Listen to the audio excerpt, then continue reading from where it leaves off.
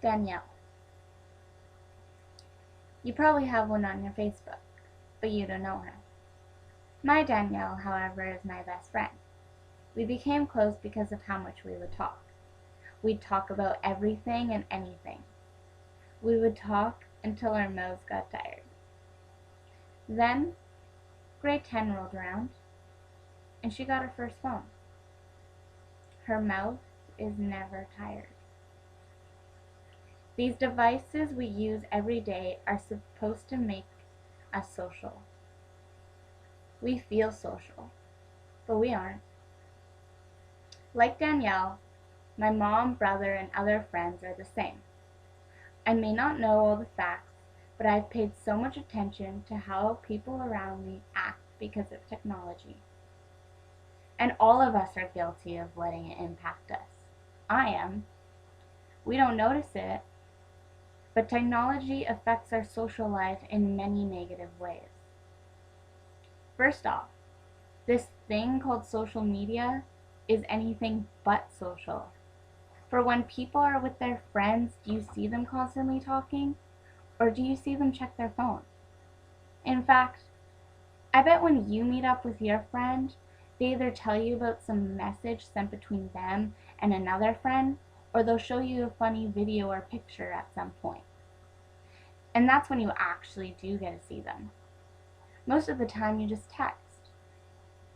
Stats of going out for coffee and chatting about life has dropped. People don't ask about our goals, they ask about our Saturday night. Why? Cell phones. And then the time you and your friend hang out, you guys keep checking your phone. This is acting as if you need more than one conversation to feel important, or you genuinely don't care what your friend is saying, or perhaps it's text break. And the saddest part is that everyone does it and it's expected. We say, oh, no problem, but I think it is a problem. Now that I've discussed the issue revolving around friends, I'll touch on the issue of strangers. No, not stranger danger, the complete opposite. Because of technology, barely anyone uses the old-fashioned way of making friends. Instead, we'll wait on our friends we already have to introduce us to theirs. Or we'll even make an online site to meet people. We seem to not have a pair and be able to ask the person beside us on the bus how their day is going. Yet once you get off that bus, you go home, log on your laptop. Talking to strangers is a piece of cake.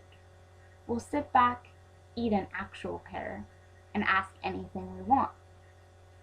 You know, the internet has almost taught us that society doesn't need or want you to walk up to me and say, hey. But I can't be the only one who would appreciate a how are you on my bus ride. Am I right? This now brings me to my final point, which lets me express my other two, but in further detail, about how talking face-to-face can be difficult. Sometimes in-person conversations make us shy and intimidated. This is because we're so used to chatting online. We'd rather be at home and communicate through Snapchat, Facebook, whatever. We've made this a comfortable thing for society. This allows us to not be afraid of sending something wrong when we can quickly send, just kidding. We have those extra few minutes to reply. And a huge bonus is the fact that they can't see our face. And then, when we finally step back from the keyboard for a bit, we see just how scary it is to ask that same question.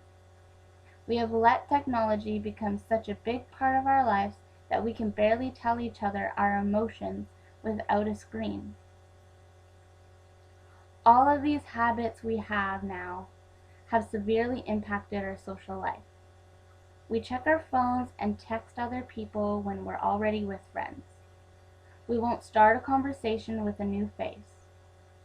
And we can't express ourselves in person. I personally don't like the way technology has changed me. So, a while ago when I was on the SkyTrain, hating the silence, realizing that two strangers sitting side by side with their headphones in makes me upset. I thought, it's only like that because they're scared. We've made it abnormal to say hello. And that's when I looked over to the person sitting beside me and said hi. They said hi back. And we talked for the rest of our travel.